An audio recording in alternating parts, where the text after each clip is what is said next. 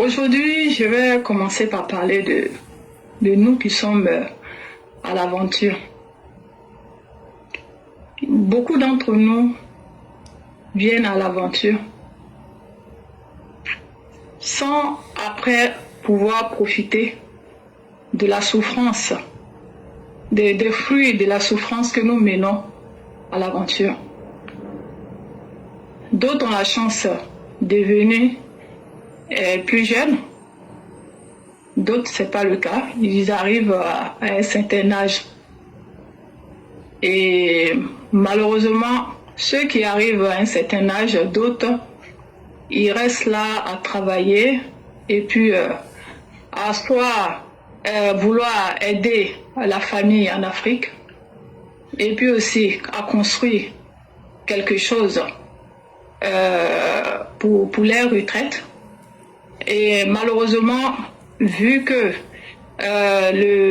l'âge est déjà avancé, souvent même le temps même d'avoir la retraite, parce qu'il faut un nombre de travail, d'années de travail pour pouvoir avoir une retraite digne de ce nom. Donc malheureusement, il y a d'autres qui restent là à vouloir atteindre cette année, pouvoir avoir la retraite. Et lorsqu'ils arrivent à l'âge de la retraite, malheureusement, ces personnes-là, soit ils tombent malades, soit ils passent de la vie à trépas, sans même pouvoir profiter des fruits de leur souffrance à l'aventure. Donc pour ces personnes-là, ce que je souhaiterais leur dire, vous qui êtes venus à un certain âge à l'aventure, pensez à économiser le plus rapidement possible pour pouvoir réaliser ne serait qu'un petit projet qui va vous permettre après de pouvoir profiter de ça pour faire ce que vous avez besoin de faire. Ça veut dire voyager, vous nourrir comme il le faut. Profitez en fait. N'essayez pas d'en faire trop. Avoir juste... après, ça dépend de ce que vous voulez faire. Si c'est la construction, ce qui n'est pas... Avoir un pied à terre même déjà, ça c'est déjà bien. Après, en ce qui concerne les projets, bon, après, ça dépend de chacun. D'autres, c'est la construction. D'autres, c'est l'agriculture. D'autres, c'est le commerce. En tout cas, à toi-même de regarder ce qui peut te permettre d'avoir des revenus qui va te permettre de pouvoir vivre décemment dans ton pays, s'il le faut, si c'est ce que tu souhaites. Parce que à venir souffrir à l'aventure comme ça pendant plusieurs années, et puis après, ne pas pouvoir profiter des bénéfices de cela, c'est vraiment, c'est triste. Nous attendons toujours le décès des uns et les autres. Soit pendant qu'ils sont allés à l'aventure, ils sont allés en vacances, d'autres même, c'est sur le terrain même. Et franchement, cela doit pouvoir cesser. Donc à nous-mêmes de réfléchir, de prévoir, de ne pas toujours s'asseoir et attendre la retraite. Parce que la retraite des Blancs là, c'est pas fait pour nous. Hein. Eux-mêmes déjà, même les retraites là, même ça ne leur suffit pas. Donc si c'est sur ça qu'on doit compter pour pouvoir profiter, vivre notre vie, je pense que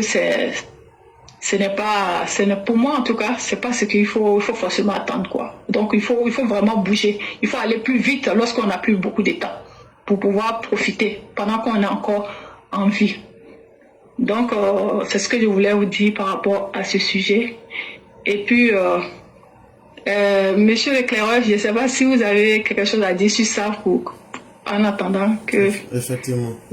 D'accord. Donc, merci d'avoir encore abordé un sujet qui est très important. Parce qu'on évolue dans cette vie. Mais surtout pour nous qui avons quitté notre pays natal, que ce soit la Côte d'Ivoire ou n'importe quel pays, à partir du moment où tu quittes là où tu es né, là où tu as laissé tes parents, là où tu as laissé vraiment tout derrière toi, l'aventure n'est pas un jeu. C'est une expérience très difficile. C'est comme renaître à nouveau. Quand on vient chez les autres, on reprend tout à zéro.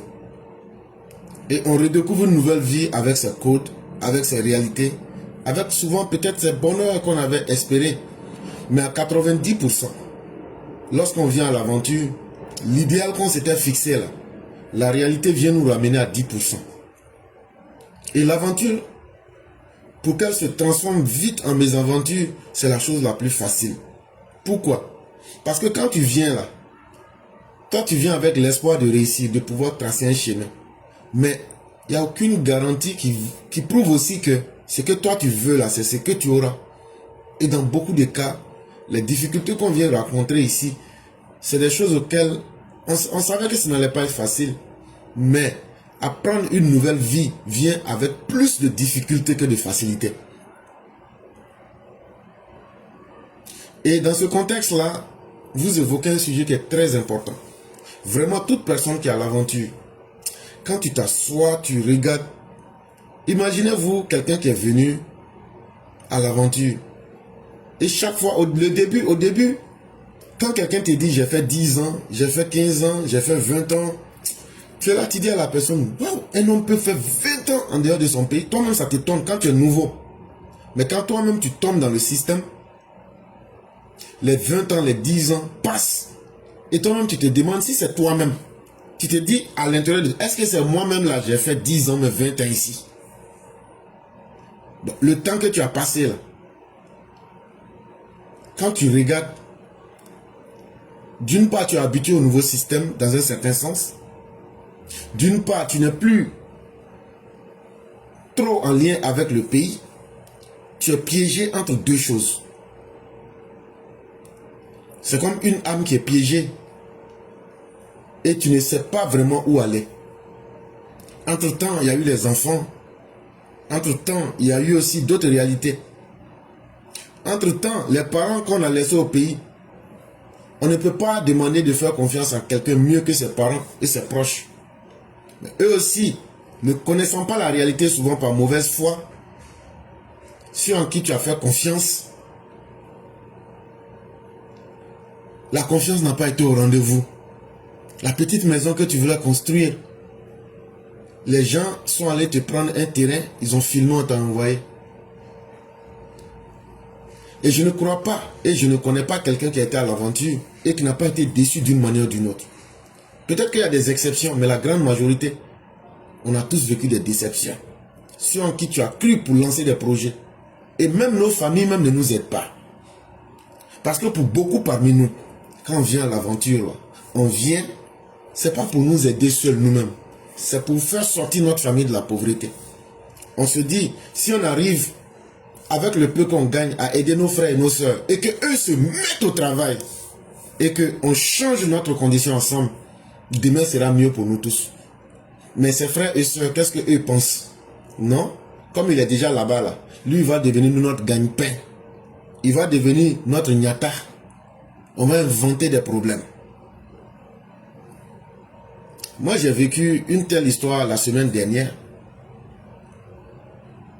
Le boulot que moi j'ai fait, c'est un boulot qui est extrêmement sensible.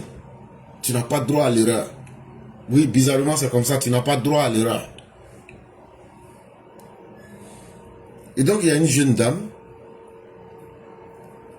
Il y a eu un incident. Et donc, dans nos recherches, on voit, c'est elle qui est sur la caméra. On l'appelle au bureau. On lui demande, c'est toi qui es là, en lui présentant la vidéo. Elle dit oui.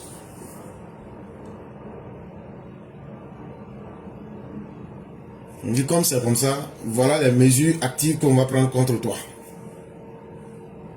On la suspend. Elle va à la maison. C'est le lendemain, elle se souvient qu'elle était sur la scène, mais ce n'était pas elle. Il dit, ok, on continue les investigations, on découvre que ce n'est pas elle. Et la personne que c'était, la personne sur la vidéo dit, oui, c'était moi. Et voilà pourquoi. Donc j'appelle celle qu'on avait interrogée auparavant et qu'on avait déjà suspendue, le temps de finir nos enquêtes. Et c'est avant-hier que je rencontre la dame. Et voici ce qu'elle me dit. Elle me dit, frère, j'étais déprimé.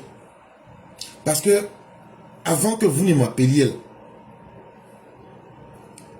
on m'a appelé de la Jamaïque pour me dire que ma fille est malade. Et donc laquelle est hospitalisée. Et les gens ont parlé d'une manière comme si je n'envoie pas l'argent là, ma fille va mourir à l'hôpital.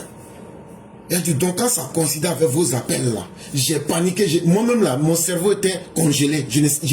Vous parlez là, je ne comprenais rien. C'est pourquoi j'ai dit, ah, c'est moi.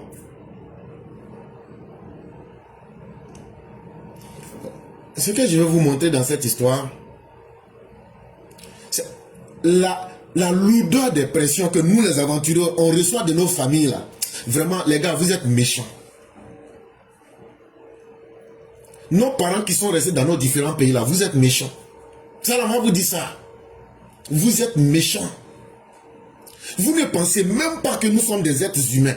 Vous lancez des problèmes, vous lancez des... On invente des faits. Et elle me dit quoi? Que la fille n'était même pas malade. Mais les gens ont inventé une histoire, sans savoir comment elle vit, sans savoir comment elle travaille tous les jours.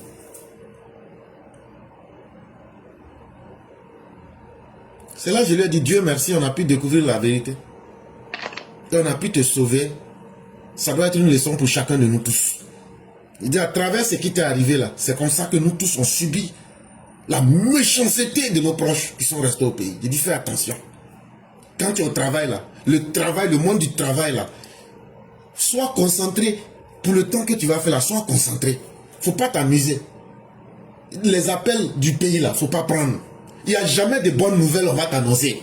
Il n'y a pas quelqu'un au pays qui va t'appeler. Ah frère, on t'a appelé, il n'y a pas de problème. Mais toi, tu vas comment? Toi là, toi, tu vas comment? Est-ce que tu as mangé? Est-ce que tu te sens bien? Est-ce que tu vas à l'hôpital pour te surveiller? Non. Faut envoyer l'argent. C'est le seul rapport qu'on crée avec vos enfants. D'autres même vont jusqu'à rentrer même dans la sorcellerie. Ah, moi, je ne gagne pas beaucoup avec lui. En tout cas, voilà son argent là. Il faut mettre ça dans la bouche des embêtants. S'il ne me donne pas l'argent là, tout ce qu'il va faire là, ça n'a qu'à être bloqué.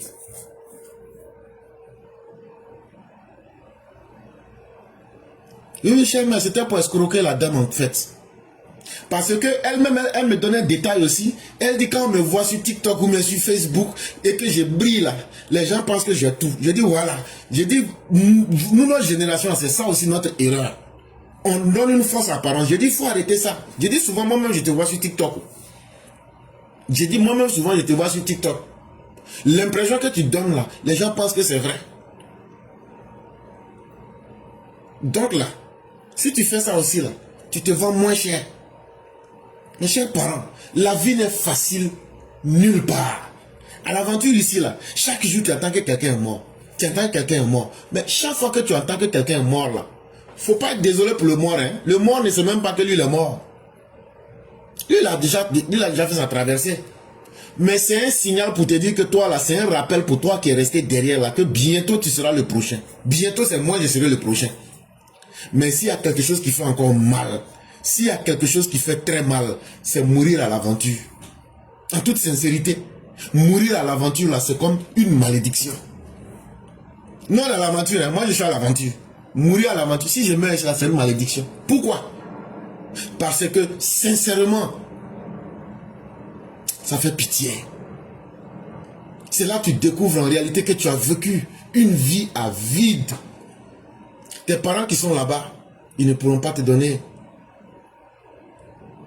un enterrement digne. Ici, là, dans la majeure partie des cas, là, on n'a pas de grands moyens. On va t'incinérer. Ou on va te prendre pour aller faire sujet d'expérience sur toi. C'est fini. Donc toi, tu as vécu toute cette vie-là pour finir comme ça. Maintenant, nous qui venons là, beaucoup parmi nous n'utilisent pas leur intelligence. On travaille brou. Ce ne sont pas des boulots faciles qu'on vient faire en Occident. Ceux qui veulent mentir pour dire à leurs parents qu'ils font des boulots 5 étoiles là, c'est leur problème. Si ça marche, c'est bien. Mais à 90% là, ce ne sont pas des boulots 5 étoiles qu'on vient faire. Les blancs là, ils savent qu'en fonction de tel boulot là, ils savent que tel nombre d'années là, voici ce que tu peux vivre. Ils savent. Et puis c'est pas les boulots que eux ils aiment là qu'on vient faire. Donc, ils ne nous font pas d'espace. Ils nous font simplement l'espace d'occuper les sales boulots. Mais sales boulots là, toi-même tu sais que ça va avoir des effets sur toi. C'est des boulots que tu fais et toi-même tu sais que tu ne vas pas vivre longtemps. Donc dans ça là, est-ce que c'est pas mieux, même si c'est un taudis tu as pu construire et puis avoir quelque chose là et puis compter sur ça, est-ce que c'est pas mieux que d'attendre? Surtout que quand tu es venu à l'aventure, tu avais 35 ans, 40 ans. On te dit le minimum, il faut travailler encore 30 ans ou même 35 ans. Dans ces conditions-là, ce qui fait que beaucoup parmi nous, quand on va en Afrique, tu entends, ah, il était venu, n'a pas duré les morts. Mais les gens ne se demandent pas pourquoi. Parce que le rythme du système auquel on est habitué, quand tu vas, après un certain nombre d'années, si tu veux t'asseoir pour te reposer, ça devient maladie. Donc, on est confronté à beaucoup de réalités. Et le système n'est pas fait pour que nous puissions vivre longtemps pour prendre une retraite. Ah oui, il faut l'expliquer aux gens, aux autres. Le système est fait pour t'exploiter. Exploiter ta force, exploiter ton intelligence. Mais, lorsqu'il s'agit du moment de te payer, là, les données changent. Hein? Lorsqu'il s'agit de dire, j'ai atteint les 65 ans, j'ai atteint les 65 ans, je viens prendre ma retraite, les données changent. Et ça change. Parce qu'ils savent que tu n'as plus le choix. Et ce qu'ils vont t'imposer, c'est ce que tu vas faire. Les données changent radicalement. Parce que hier, tu pouvais travailler. Et tu avais mis l'espoir que dans cette retraite, tu allais pouvoir avoir quelque chose. Mais la vieillesse vient aussi avec les maladies. La majeure partie de cet argent-là, si tu vois que ça ne te suffit pas, c'est que la majeure partie va dans la maladie. Ici aux États-Unis, eux-mêmes, ils vont plus loin, même encore, dans le capitalisme. On te dit comme c'est comme ça, l'État va s'occuper de toi. Donc ta retraite là, on ne te donnera qu'une petite partie parce que c'est nous, on s'occupe de ta santé. Tu peux demander à quelqu'un qui a 60, 70 ans d'être en bonne santé comme quelqu'un qui a 20 ans, 40 ans? Non. Donc tout est un piège. Et chers parents, quand la mère évoque ce sujet-là, c'est à chacun d'entre nous d'être suffisamment intelligent. Même si tu as pu payer un lopin de terre, pour vous qui avez les papiers là, toi-même il faut aller, tu mets les briques là une à une. Même si c'est 2 semaines par an, il faut prendre le peu que tu as là, tu t'en vas, tu fais ton travail, tu te retournes. C'est ce conseil là que moi je peux donner. Mais rester à l'aventure pour dire non, non, non, je vais rester là, ici là c'est mieux que... C'est pourquoi chaque jour que Dieu fait, on est en train de lutter pour que le pays ça aille mieux. Parce que notre souhait là, c'est qu'on puisse un jour se retourner au pays. C'est qu'un jour, on puisse aller finir nos jours là-bas. Et ce qui est intéressant là, si tu peux là, l'aventure là, au moment où tu as encore un peu de force là, c'est le moment de retourner là. Sinon, si tu veux attendre que tu n'as plus de force là, quand tu vas retourner au pays là, tu deviens l'ennemi public. On il a passé toute sa vie à l'aise. Maintenant, pour venir mourir, il veut que nous, on n'a qu'à s'occuper de lui. Ah oui, tes parents, tes proches s'attendent. C'est toi on appelle ancien benguiste. Ancien, c'était toi. J'ai dit, tout le monde s'apprête. Même quand tu appelles quelqu'un, viens, tu vas rester à côté de moi, on va causer là. La personne m'a dit, si tu ne me payes pas, je ne reste pas. Parce qu'on s'est dit, il a fait 50 ans là-bas. Il a l'argent, il a bien vécu sa vie. Maintenant, pour venir mourir, il veut maintenant que sinon on n'a qu'à venir s'occuper de lui pour laver ses caca et puis ses habits. Nous, on ne va pas faire ça cadeau. On va le ruiner. C'est comme ça que notre monde est devenu. Et plutôt on va aborder le sujet et dire notre part de vérité, ce que ça peut aider, que ça aide. Ceux qui ne comprendront pas aussi, c'est leur choix. Comme le dit le père Coulibaly Martial, la vie en elle-même est un piège. Et effectivement, c'est pourquoi quand je me souviens d'Albert Camus, et c'est là que ressort véritablement le poids de l'absurde, ce qu'on appelle chez nous en philosophie l'absurdisme. Est-ce que la vie vaut véritablement la peine d'être vécue? Et quand tu lis l'œuvre Élise ou la vraie vie, quand tu regardes le poids de souffrance que chaque être humain doit traverser, souvent ça t'amène à te poser beaucoup de questions. Et souvent les gens parlent des sujets en les survolant superficiellement. Mais même la question même du suicide, je ne suis pas pour le suicide. Je ne justifie pas le suicide. Mais quand l'être humain se retrouve en face d'un certain nombre de désespoir, ça peut l'amener à des extrêmes. Et par exemple, en philosophie, lorsque nous exploitions la question du suicide, ce n'était pas une question simple. Parce que tu n'es pas d'accord avec quelque chose, mais quand tu exploites profondément, tu sens que quelqu'un qui est piégé n'a vraiment pas le choix. Et comme je le disais, chers parents, nous qui sommes à l'aventure, on aime utiliser beaucoup d'arguments. Et dans tous ces arguments, on oublie que nous, on doit vivre un jour. On oublie que chaque jour qui passe, c'est notre vraie vie. C'est aujourd'hui qui est passé là, éclaireur, c'est un jour dans ta vie. Tu as bien vécu, tu as mal vécu, c'est fini, ça ne va plus revenir. Vivons un peu. Essayons de savoir que c'est notre vraie vie qui est là, il n'y a pas de retour. Et donc, chers mères, merci d'aborder cette question. Elle est tellement fondamentale, mais que chacun s'asseye et que chacun réfléchisse dessus profondément, c'est important. Et faisons les bons choix. Et vraiment, merci d'avoir abordé cette question. Je vais vous laisser aller rapidement. Éclaireur, c'est avant, je me disais, je n'aimerais pas que la mort me trouve ici. Mais l'éclaireur, j'ai été tellement attristé par les Africains. C'est-à-dire, quand tu viens à l'aventure, ceux qui sont au pays là, tout ce qu'ils veulent de toi, c'est l'intérêt. C'est l'intérêt qui les importe. Mais le jour que tu n'es plus, ils s'en foutent au fait, éperdument. Je prends l'exemple sur moi-même. Grâce à ma mère, il y a beaucoup de personnes qui ont profité de moi, grâce à cette dame.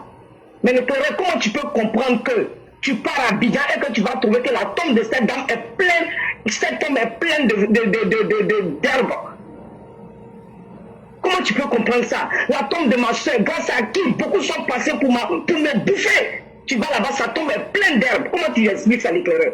Ça veut dire que c'est déjà, ils s'en foutent, c'est l'intérêt qui les intéresse. C'est que tu peux leur donner là. Une fois que tu n'arrives plus à leur donner, c'est-à-dire que tu es mort là, c'est fini. Ils vont te jeter en brousse. Ils ne se rappellent même pas de toi. Alors que j'ai constaté qu'aux États-Unis ici, ceux qui ont la chance d'avoir les grands enfants ici, au moins là, dans l'année, la Memorial Day là, ton enfant va se rappeler de toi. Au moins Memorial Day là, les Américains vont toujours sur les tombes de leurs parents. Au moins ils le font. Mais en Afrique, tu laisses tes enfants ici et que tu vas te donner en Afrique, on dit il est mort, l'envoyer en Afrique. Ils vont aller te mettre en brousse, il n'y a rien à faire. Et cette brousse là, ils vont t'oublier. L'Afrique ne pense, les gens du pays ne pensent qu'à soupirer, à gagner de toi. Il y a combien de personnes à l'aventure ici qu'on t'appelle seulement pour te demander comment tu vas? Je t'appelle seulement pour voir ta santé. Il y a combien parmi nous aventuriers ici qu'on nous fait ça? C'est lui-même qui t'appelle pour te dire comment tu vas là. Tu attends un jour, 2 jours, il va t'appeler pour te dire j'ai tel problème. Mais l'éclaireur, c'est une manière de dire que nous sommes voués à nous-mêmes. Ah oui, nous sommes voués à nous-mêmes. C'est pourquoi je dis que ce sont les nouveaux aventuriers qui ont compris aujourd'hui. Les nouveaux aventuriers ne sont pas comme nous les anciens aventuriers. Les nouveaux aventuriers peuvent avoir même son pénis là, même ses problèmes. Mais c'est nous les anciens là, qui avons souffert, travaillé, fait couler le sang dans nos veines. Quand on regardait le pied de la plupart des anciens aventuriers que moi je connais là, tous les veines sont cassées à cause de ça, à force de s'arrêter pour travailler. Mais tout cela, est-ce qu'on lui reconnaît ça, l'éclaireur? C'est ça. Tu ne peux pas laisser tes enfants ici et puis dire qu'on a qu'à prendre ton corps pour aller au pays. C'est lui. C'est à aller te jeter en brousse. Dès qu'on finit d'enterrer, ils ont fini avec toi. Ceux même qui sont au pays là, moi je prends l'exemple sur moi. Grâce à cette femme et à ma soeur, ils ont tout eu de moi. Mais l'éclaireur, quand tu vas au pays, les hommes sont sur la tombe des gens là. Comment tu peux comprendre ça? Alors Dieu nous dit les morts ne sont pas morts, c'est vous qui ne les voyez pas. Ça veut dire que c'est ton vivant là qui gagne de toi. Mais personne, je n'ai pas encore entendu quelqu'un m'appeler pour me dire aujourd'hui c'est les 1 an ou bien c'est la date d'anniversaire de mort de ta mère, ça peut te dire vraiment que Dieu lui fasse miséricorde. Jamais l'éclaireur. Jamais. Donc tout ça c'est décourageant. C'est-à-dire que nous les aventuriers, on doit penser à nous, penser à notre vie, penser à nos enfants, l'éclaireur. Toute personne qui est partie à l'aventure, qui a fait des enfants, ils sont là à l'école là-bas, ils ont grandi là-bas là. Tu ne peux pas rentrer définitivement pour les laisser. Tu vas faire les va-et-vient entre eux. Parce que nous, ça veut dire que toute aventure, ce qui t'importe, c'est ta famille que tu allais fonder là-bas là. C'est ta famille ça. L'Afrique, Il ne faut que... Un point là, il te dit seulement pour nous envoyer. Mais il ne peut pas comprendre combien de fois les aventuriers souffrent. On n'a aucune vie. On ne s'est donné aucune vie à cause de nos parents. Mais aujourd'hui, là, on en est où? Aujourd'hui, tu tombes, tu meurs, on va t'enterrer, tu te jettes en brousse et puis tu oublies. Pareil pour eux, là, c'est quand tu leur donnes là qu'ils te connaissent. Tu leur donnes pas, ils ne te connaissent pas. Et ça, c'est tellement malheureux. Quand tu pars en Afrique, est-ce que tu pourras comprendre que nous, on souffre tellement ici. Non seulement tu es ici, tu souffres, tu prends l'argent, tu envoies, puis tu arrives en Afrique encore, on attend que tu fasses sortir. Normalement, est-ce qu'on devrait nous demander à faire sortir de l'argent au pays? Non! Vous ne pouvez pas comprendre. Mais est-ce que ces gens-là savent combien de péchés ils prennent de ces aventuriers? Ils n'ont aucune vie. Il y en a même qui ont abandonné les enfants. Afin de s'occuper de leur famille, ils n'ont même pas pu faire voyager leurs enfants parce que le billet d'avion est cher. Imagine, tu as 3 enfants à faire partir au pays. Les gens ne pensent même pas au billet d'avion que tu as acheté pour faire les vacances avec tes enfants. Mais on attend encore de toi, quand même. Les gens veulent que nous on mette en éclaireur. Les gens veulent qu'on nous mette. Moi, je ne vais pas mentir. Depuis la mort de ma mère et de ma soeur, l'éclaireur, j'ai compris beaucoup de choses et j'ai arrêté aussi beaucoup de choses. Parce que j'ai dit, si vous voyez que vous venez de moi, c'est parce que je suis vivant, vous gagnez de moi. Mais le jour que je tombe, je meurs, ce sont mes enfants qui perdront, pas vous. Et c'est ce que j'ai dit. Un aventurier, il faut penser à toi d'abord. Pense à tes enfants. Fais de telle sorte que tes enfants réussissent. Si tes enfants réussissent, tu auras une bonne retraite. Mais si tes enfants à l'aventure ne réussissent pas, tu ne peux pas avoir une bonne retraite. C'est impossible. J'ai plein d'amis ici à qui j'avais dit ça qui ne m'ont pas écouté. Mais aujourd'hui, beaucoup se mordent les doigts. J'ai un là même, il a 2 immeubles à Abidjan. Tout le temps, ses enfants sont en prison. C'est lui qui fait prendre l'argent là du pays pour venir faire sortir ses enfants de prison. Mais imaginons s'il avait encadré ses enfants avec cet argent et qu'aujourd'hui ils avaient réussi, mais il allait passer une bonne retraite. Mais il faut que les aventuriers aussi, il faut qu'on pense à nous. Pensons à nous, pensons à nos enfants. C'est eux qui vous aiment là, ceux qui vous aiment, ce sont vos enfants et votre famille là. C'est ceux-là qui vous aiment. Le pays là, c'est l'intérêt. C'est tout. C'est l'intérêt qui les intéresse. Le jour que tu ne pourras plus leur donner, tu vas voir ce qu'ils vont te montrer. Voilà, donc c'est ça. Donc maintenant l'éclairage, j'ai parlé de ce côté, parce que vraiment quand vous aviez parlé, j'ai eu mal. Et moi je dis, ce que j'ai dit aux gens, j'ai dit vous, je sais que vous ne m'aimez pas, c'est ce que j'ai là que vous aimez. Regardez, ma mère et ma soeur sont couchées là-bas. Quand je viens, c'est moi toujours qui vais nettoyer les tombes. Mais vous n'avez pas le temps de partir là-bas. Ça veut dire le jour que je tombe aussi, dans vos mains ici, comme ça, vous allez m'abandonner. Donc maintenant, je sais qui est qui, donc laissez-moi vivre ma vie. C'est tout. Franchement, l'éclaireur. Et vraiment, je vais dire à tout aventurier, pensez à vous, pensez à vos enfants. Donnez un bon encadrement à vos enfants. Faites réussir vos enfants, c'est ça là qui est votre retraite. Une fois que tes enfants réussissent là, c'est fini. Il y a plein d'aventuriers ici que j'ai vus. J'ai des mamans ici, leurs enfants les ont construit pour eux, ils les ont fait rentrer pour aller se reposer parce que le vrai repos c'est en Afrique. Il n'y a pas de repos ici. Le vrai repos là c'est en Afrique. Ils ont construit pour leurs parents. Ils ont fait une petite boutique donnée à leurs parents. Leurs parents sont partis. Vous voyez comment ces parents la vivent aujourd'hui? Ils font les va-et-vient entre leurs enfants. Pensez à vos enfants. Pensez à vos familles. Vous abandonnez vos familles pour l'Afrique. C'est cadeau. C'est cadeau. Pensez à vos familles. Au lieu de chercher à construire en Afrique là, par des petits enfants, encadrez avec cet argent pour qu'ils puissent devenir quelqu'un. Vous refusez de mettre les enfants dans les daycares, surtout les États-Unis, parce que vous dites que le daycare est cher. Vous laissez les enfants à la maison. On dit crèche, voilà. Vous appelez crèche, non, en français. Ok, vous refusez d'envoyer les enfants là-bas parce que vous dites que c'est cher. Vous refusez de mettre les enfants dans de bons encadrements parce que vous dites que c'est de l'argent. Vous préférez construire. Et ces enfants, s'ils ne réussissent pas, ta construction du pays là, c'est zéro. Parce qu'il n'y a pas plus cher qui t'aime plus que tes enfants. Donc pensez à vos enfants.